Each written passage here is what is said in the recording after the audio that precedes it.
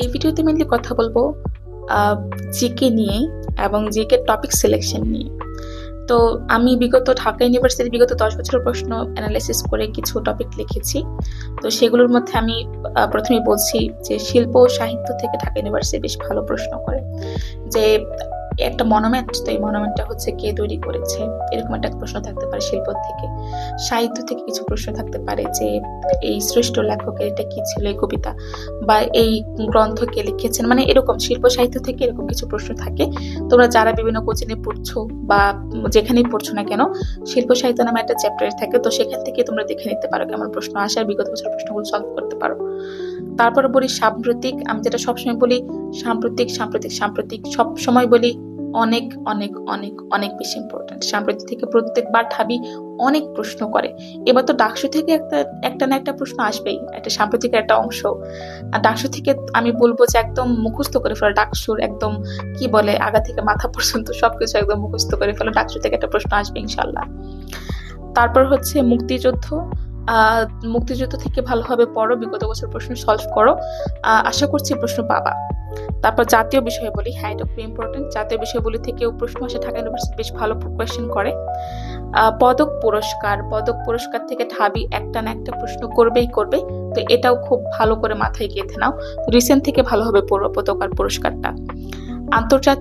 আন্তর্জাতিকের মধ্যে আমি বারই বলেছিলাম যে রিসেন্ট থেকে মিলিয়ে বা রিলেট করে প্রশ্ন করে আন্তর্জাতিক, তো মাথায় রেখে সেভাবে পড়তে থাকো।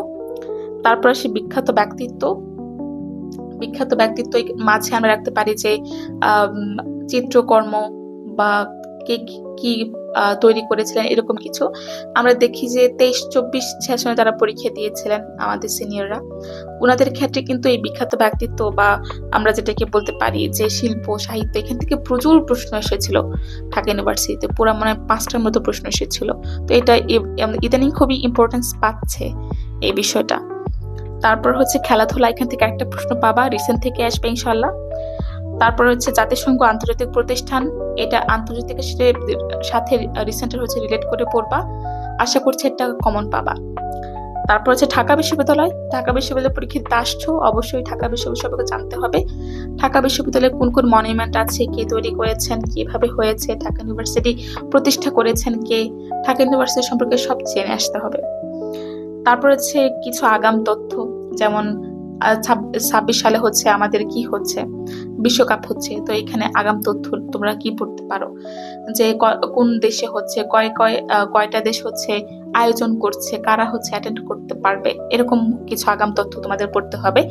তো আমি যেটা বললাম উদাহরণ হিসেবে এটা কিন্তু আসতে পারে ঢাবিতে। তারপর হচ্ছে আইসিটি, ইতিহাস, ভূগোল, অর্থনীতি, যেগুলোকে আমরা মৌলিক জিকে বলি। তো এগুলা থেকে আমি বলবো যে এইচএসসিতে যেমন প্রশ্ন আসে ওরকম প্রশ্ন আসে। আমাদের সময় এসেছিল যে